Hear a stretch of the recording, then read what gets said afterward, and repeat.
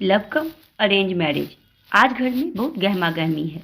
कारण अपने बेटे सजल की पसंद महिमा से मिलने हम सभी जा रहे हैं। काफ़ी दिनों से सभी टोकने लगे थे, कब ला रही हो सजल की दुल्हनिया। पूछ पूछ कर हम भी थक गए। छोटी बेटी रोली को भी भाई के पीछे लगा दिया था, कहीं कुछ पता चले, पर टाई टाई फुस। आखिर हम सब ने उसे डिनर के बाद घेरा और पकड़कर बैठ गए। बता बेटा, कोई पसंद है तुम्हें या हम ही ढूंढे। कुछ देर तक तो वो सिर खुजलाता रहा, फिर बोला, दादी बुआ ताई जी के होते हुए मेरे पसंद की लड़की घर में आ पाएगी मम्मी। बात तो सोचने वाली थी, पर अपने बेटे का दिल तो नहीं टूटने दूंगी, ये तो पक्का था। सभी को सोचने के काम पर लगा दिया। आखिर में बेटे ने ही बाजी मारी।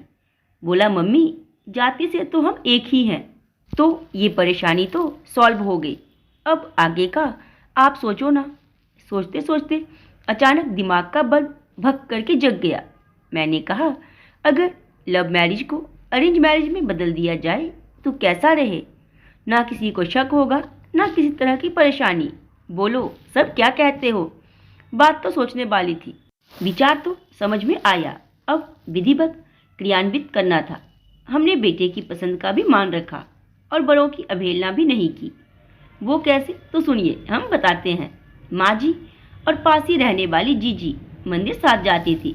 प्लानिंग के अनुसार मैं भी उनके साथ मंदिर गई, जैसा कि तय हुआ था। चलते चलते मुझे लड़खड़ाना था और महिमा को अचानक प्रकट होकर तुरंत मुझे थामना था। मंदिर में प्रवेश करते ही महिमा मुझे दिख गई। सजल ने उसकी फोटो तो दिखा ही दी थी। जैसे ही हम मंदिर की ओर बढ़े, अचानक मैंने पैर मुड़ने का ड्रामा किया। एकाएक महिमा ने मुझे थामा।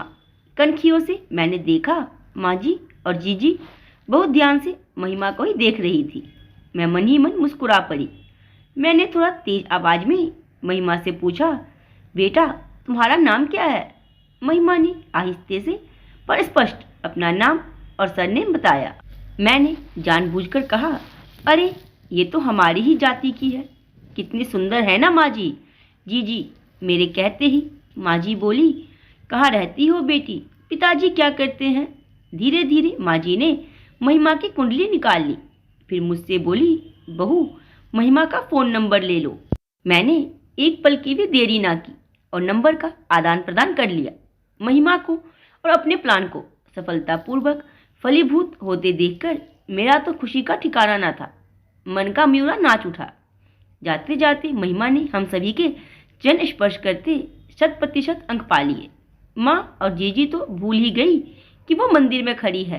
रास्ते भर महिमा के गुणगान चलते रहे। मैं भी उनकी हाँ में हाँ मिलाती रही। जैसे ही घर पहुंचे, सजल, रोली और उसके पापा ने इशारे से पूछा।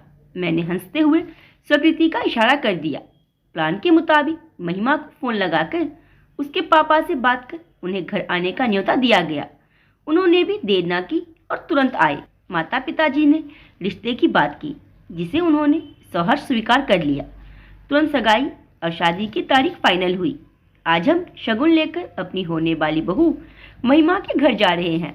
विधिवत सगाई हुई, बहू की गोद भराई की, रिंग सेरेमनी हुई। सबने जोड़ी की खूब तारीफ की। महिमा विदा होकर ससुराल की दहलीज पर कुमकुम के हाथों की छाप लगा रही है।